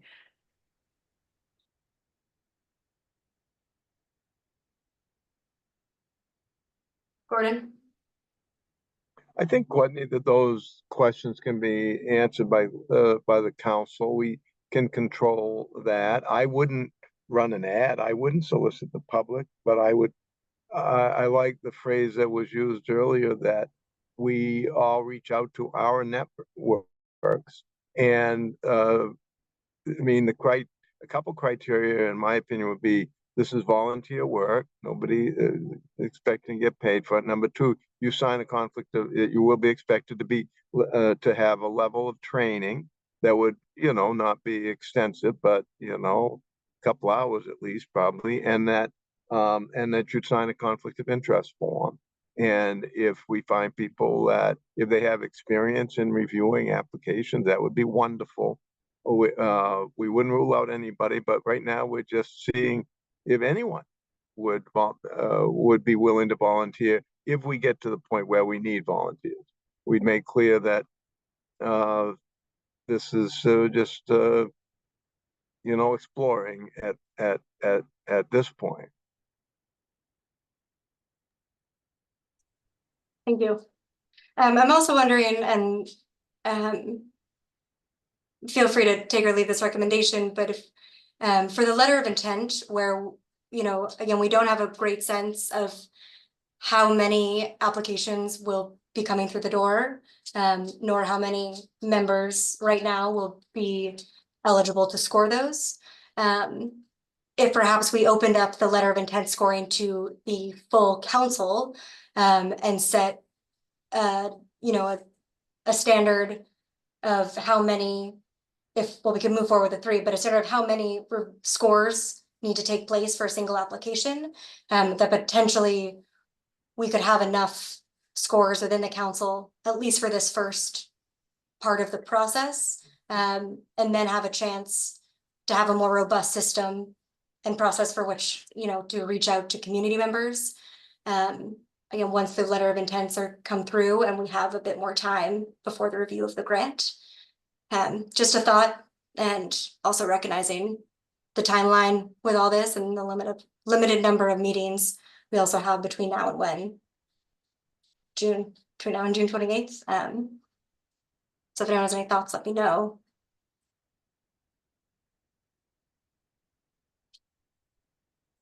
Otherwise, if we want to move forward with starting to reach out, oh, Pat.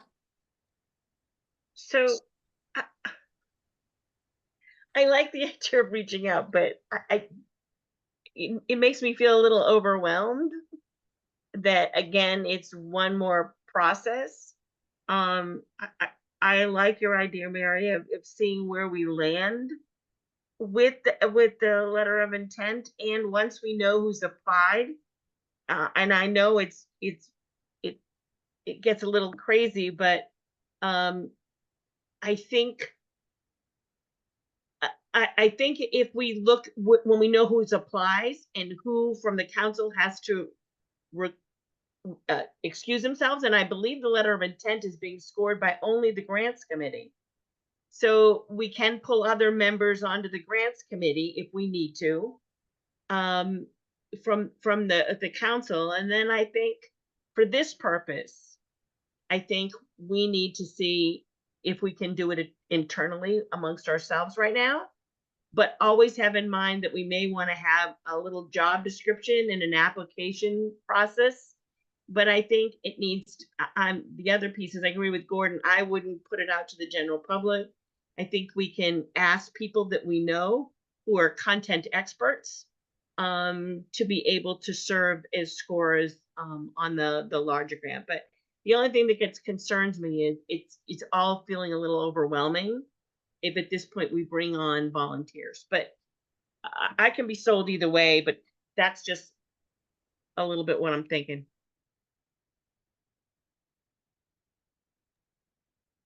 Any other thoughts?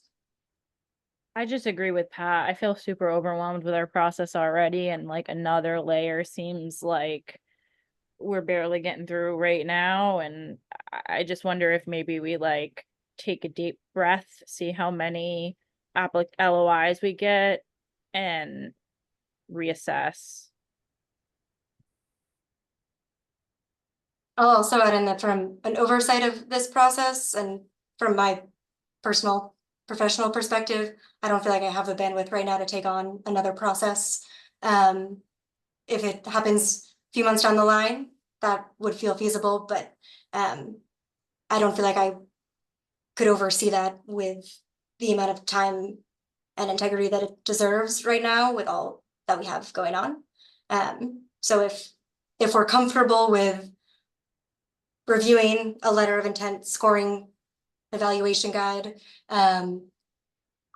waiting until June 28th to see how many applications come through the door and how many per pillar, and then looking to the council, to the broader council first to see if we can fulfill our scoring requirements.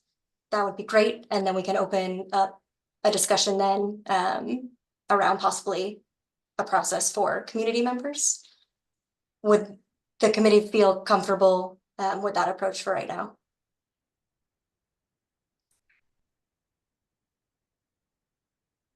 With that said, the strategy that I was recommending included 3 scores per application or 3 scores per letter of intent. Is that a number the committee is comfortable with, or would you like to see more people review each submission or less?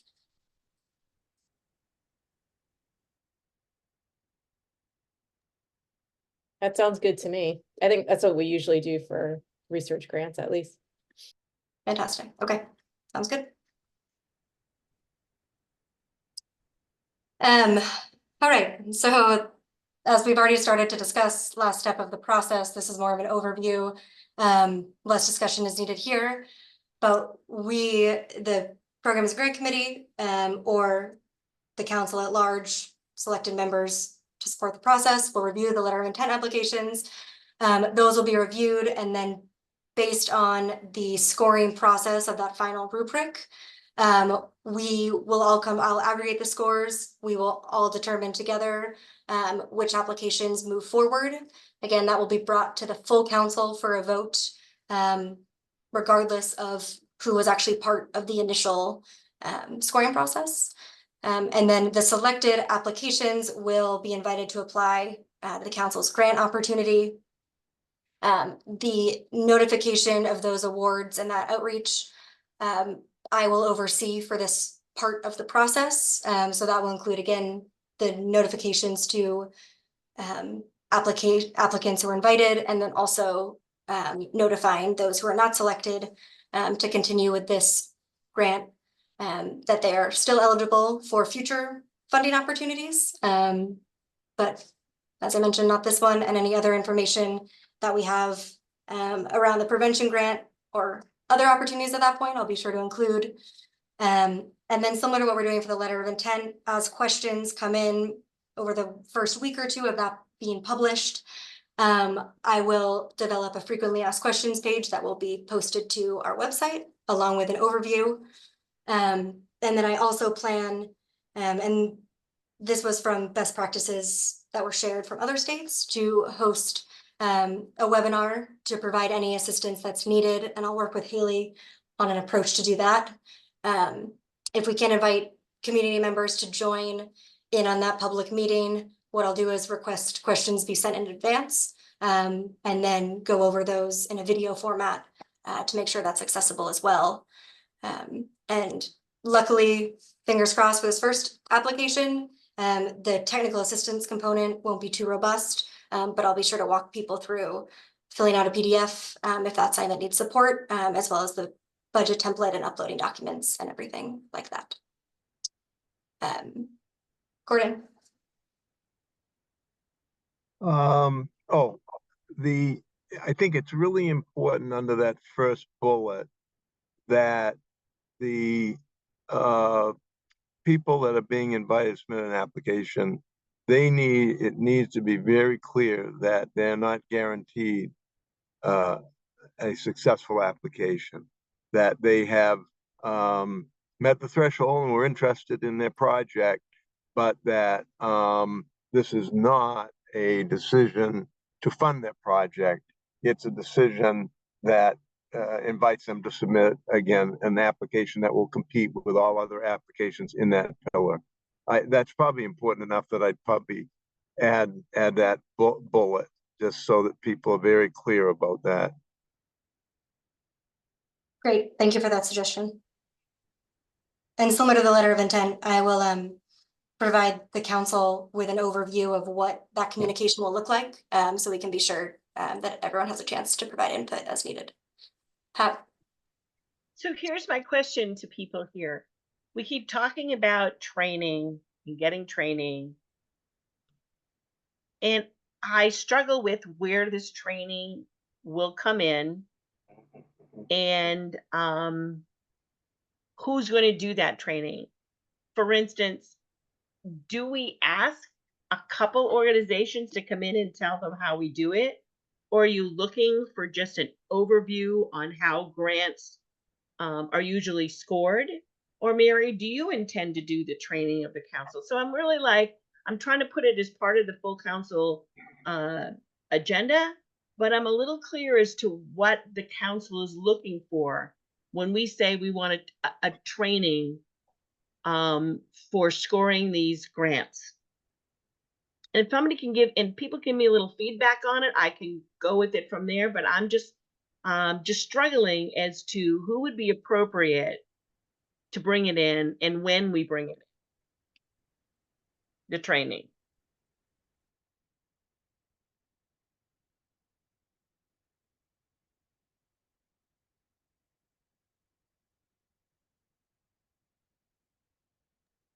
Gordon. I think there are a couple easy ones. One, Ben has already suggested, I think at one time or another, that the people who lead the scoring of these things for HHS and the Division of Contract Management They have scoring rubrics. They put together teams that do RFPs and score RFPs every day. It's what they do. I would, and I know they'd be happy to provide some education. Secondly, the private philanthropic community, MEHAF, the Maine Community Foundation, if you wanted to look at some of those to see how they solicit and grade and make their decisions. Maybe half of one, half the other. But I think it is absolutely essential, I think.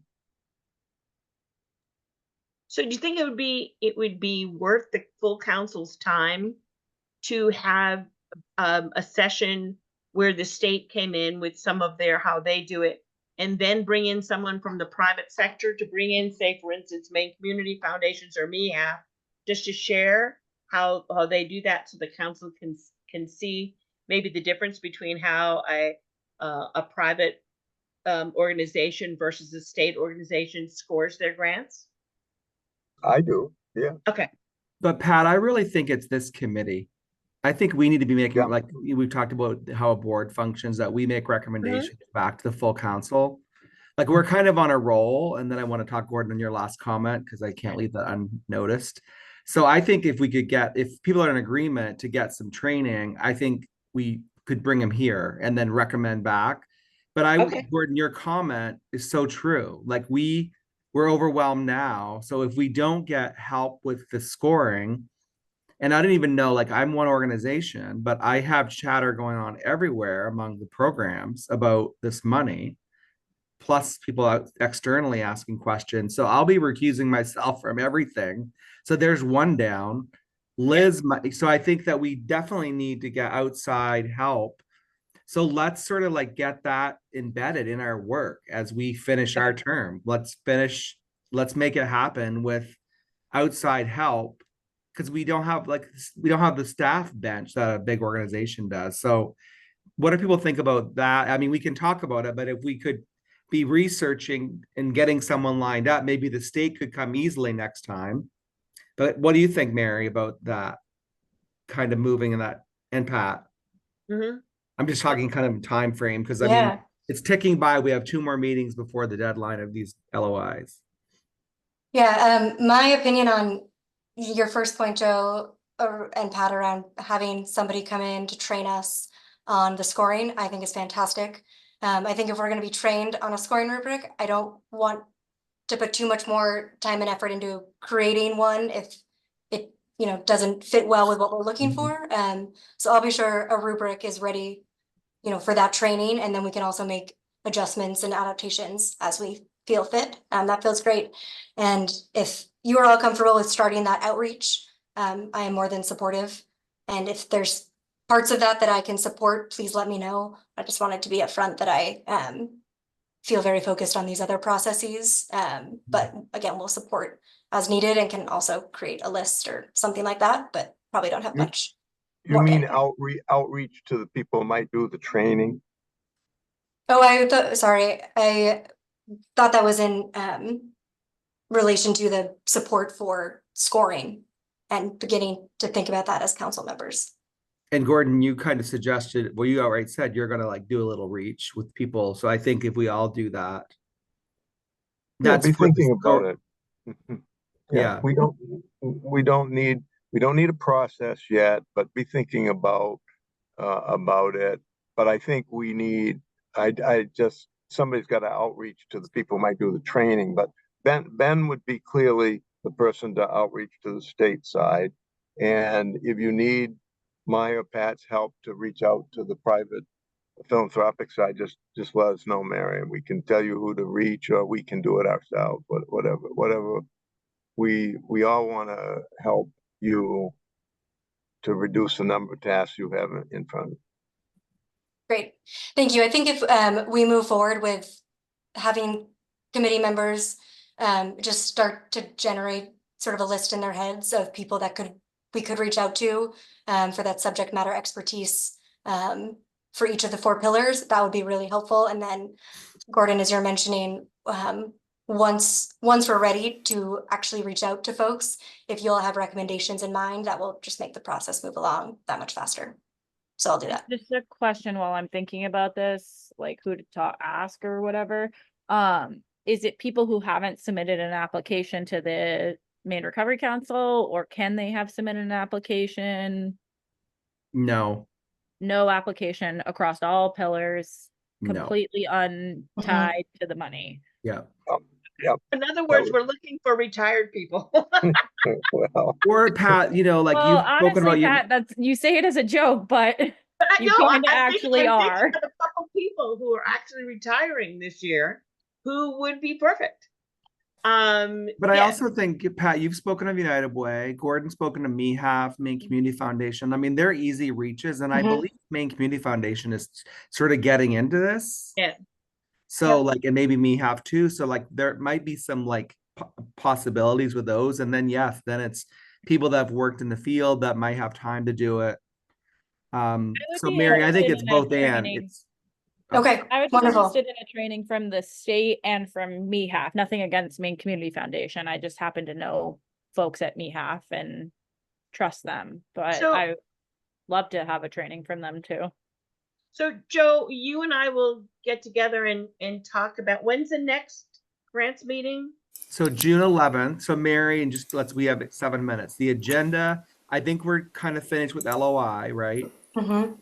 So next meeting, we would be talking if we could invite the state, and I'm good with MeHAF, Courtney, to your idea. Yeah. And then talk about kind of like who might be possibly scorers outside of it. But I think if whoever talks to if Ben reaches out to the department, I mean, they all show up with a ton of intel. Yeah. MeHAF and procurement. Yeah. So that would Okay. kind of be next month's meeting, right, Mary? If we could, 2 Yes, weeks, 2 June weeks. 11th meeting will be kind of all about scoring. Great. Okay. So Mary or Joe, will you send me those agenda items? Because I have to notice the meeting. Yeah, and I'm writing those as we speak, Haley. But Brendan, your Sweet. hands up. I'm sorry, I cut you off. You're on I was mute. just getting ready to jump in to let you know in case you decided to take some sort of action that once Liz left, you lost a quorum. Okay. So Thank you. Yeah. Thank you. Thank you. So in advance of that meeting in 2 weeks, what I will do ahead of that is send you all out an updated letter of intent evaluation guide, and I'm going to try to say guide versus rubric to help us differentiate. Please provide any input or thoughts as you see fit, and then I'll also finalize the scoring rubric from last meeting, including your input, just for us to have again as a template for us moving forward, and that can be adjusted as needed. But hopefully we can provide that to them or the state and MeHAF when they come. And then Mary said next time we won't be moving into reporting, right? So we can hold that until probably even July. Yeah, and Pat and I need to talk more about this, but in discussing the reporting requirements in general, I think there's a lot of overlap between the Finance Committee and the Grant and Programs Committee. And just because of all of the different implications reporting has, in both the grant and then grant management moving forward, I think it may be more effective for us to have that discussion as a full council meeting, because I think everyone's input will be valuable in that discussion. Yeah.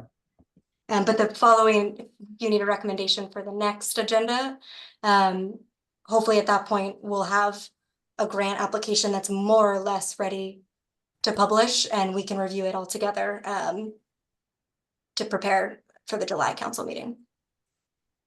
Yeah. So that would be on June 20. Oops. So June 11th, June 25th, we'll be focused on the grant application. If that, yeah, that's okay with the committee. And I think after that, we can meet again to review the LOIs. And then I know we're looking to move to it every 3 weeks schedule. So if we can hang tight through the June meeting at least, and do the 25th, the 11th and the 25th, that would be really helpful. Yeah, so that's great. And I would just say that people are having, I can see people are having a hard time. People are not being able to stay the whole length of this meeting. So I think that's telling us something. So Gordon, thank you for putting your comment in the chat that I think we need extra help. Because it's grueling having done this, and Pat, you've done it for a long time. And Gordon, so I think this sounds great. And I would just also say that June 25th might also still be carrying over scoring and outside help. Okay, That's the month of June, essentially. wonderful. And I will also, especially now that we're in the summer months, be as proactive as possible about sending documents in advance. So if folks can't make it, they can at least have eyes on it. Great. When's after June 25th, are you guys meeting the following week to review the LOIs? So we will have to talk about that, Haley. So I'm about to hit send. I will put on the June 11th agenda meeting schedule as an item. Okay, thanks. That would be helpful. So do we only have one meeting before the council meeting on the 20th? Yes. Yes. The one on the 11th, we meet on the 11th, and then the 20th is a full council, and then we meet again as a committee on the 25th. Yes. Okay, good. Yeah, and I appreciate everyone's flexibility in setting the agenda in advance because a lot does depend on just the Definitely. discussion and what we can get through. Thank you, Mary. This has been good. And course. thanks, everyone. Thank you. Thank you, everyone. Great, Bye-bye. thank you, Crystal. Have a good one. Great night. Bye.